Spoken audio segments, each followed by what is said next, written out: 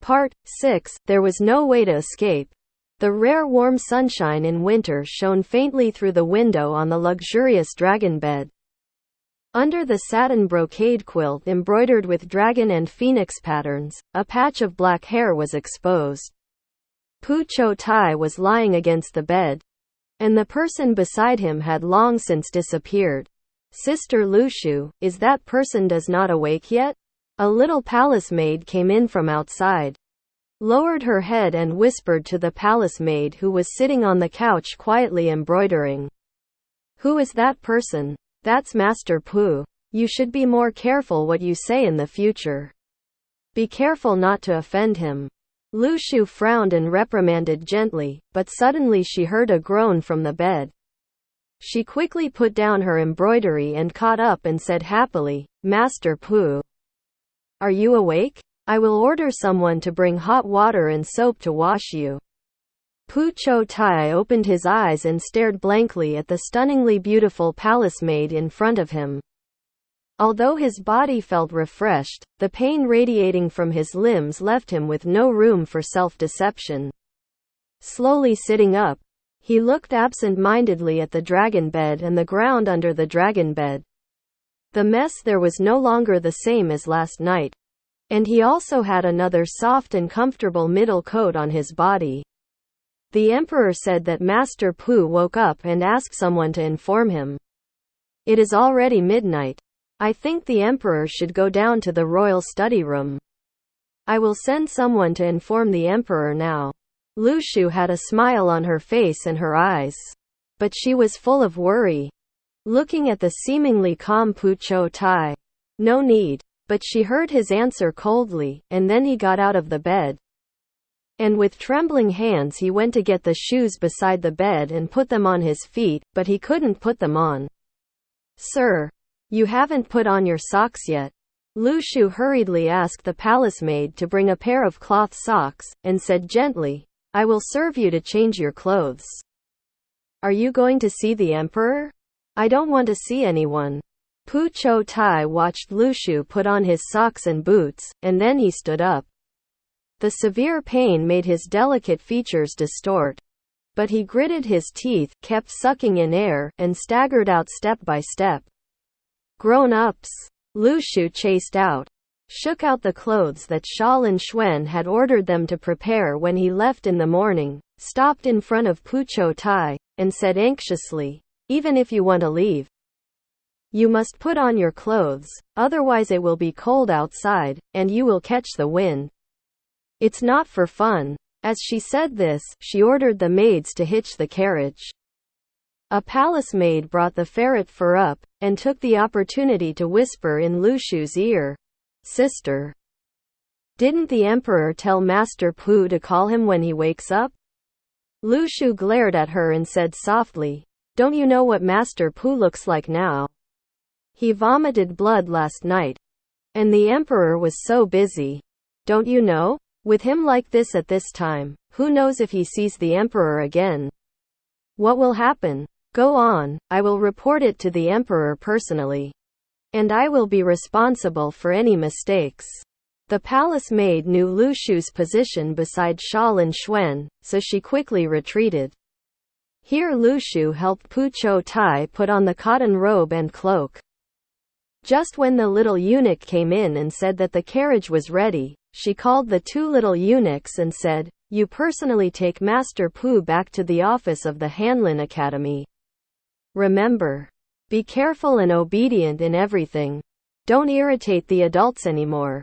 It's almost the 12th lunar month, and today is a rare warm day in winter.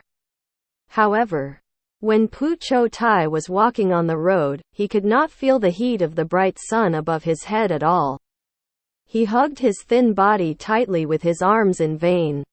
The ferret fur wrapped his body so that no gap could be seen, but he was still cold, very cold, as if he had fallen naked into an ice cellar, so cold that even his blood seemed to be cold. And the blood flow stopped. Master. When Furong came out of the house, she saw him walking into the yard like a ghost, with a strange and tragic posture.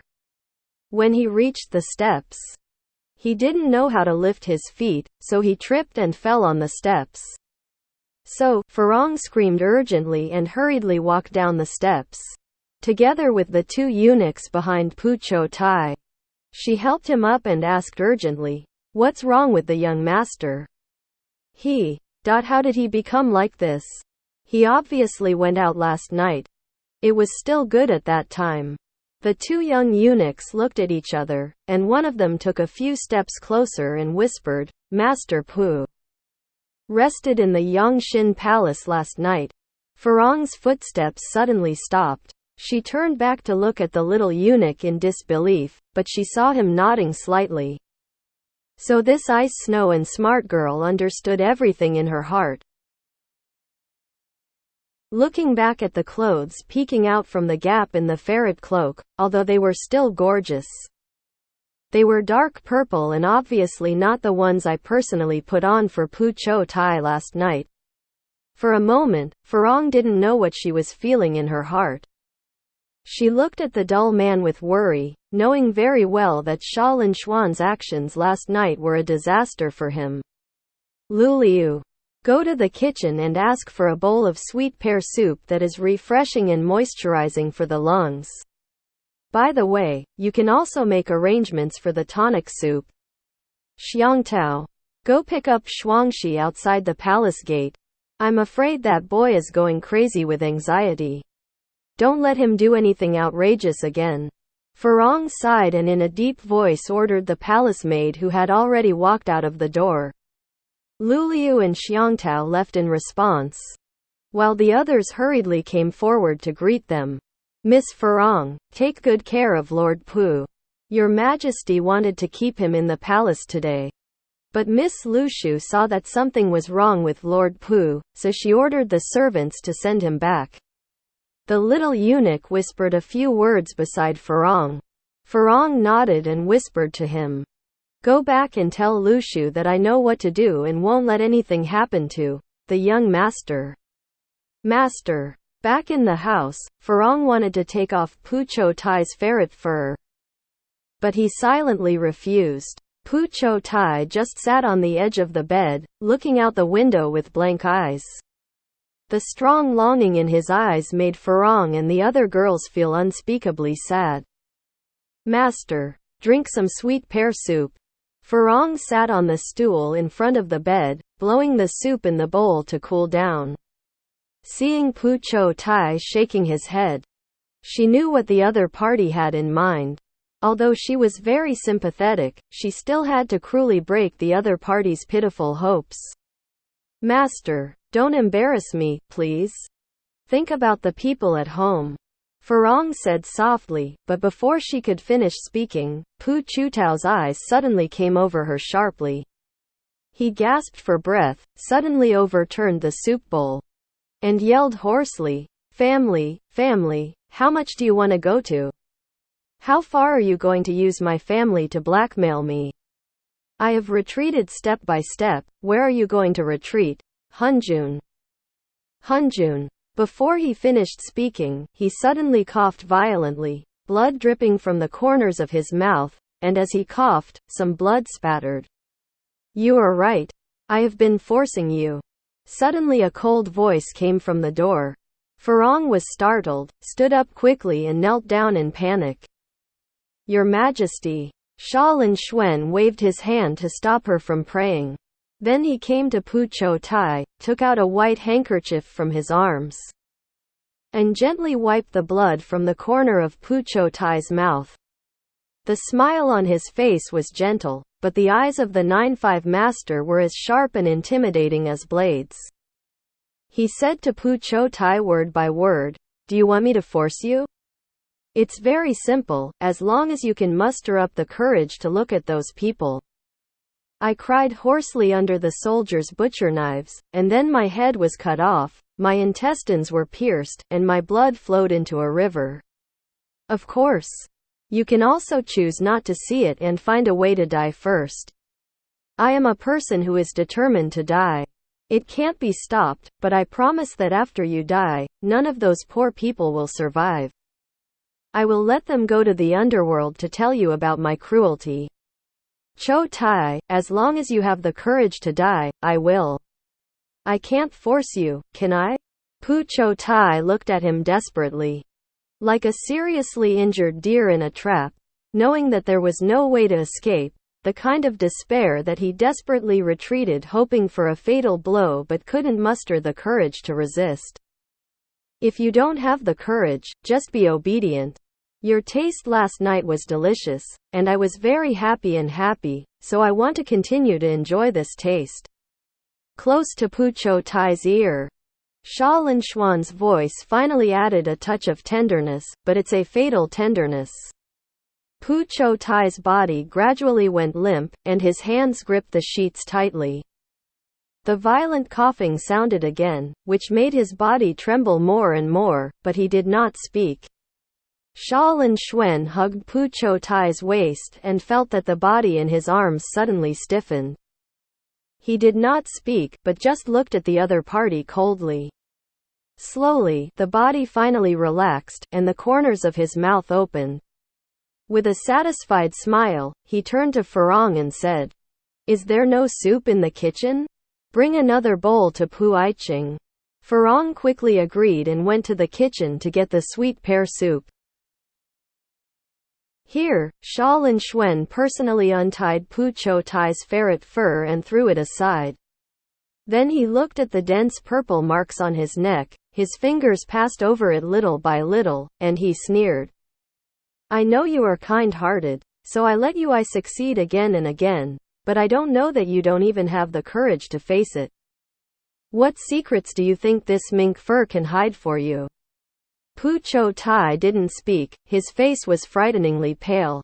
Xia Linxuan also knew that the other party was on the verge of collapse. So he kindly stopped talking and stopped stimulating him.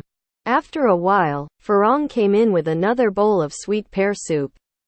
Xia Linxuan took it and tested the temperature himself.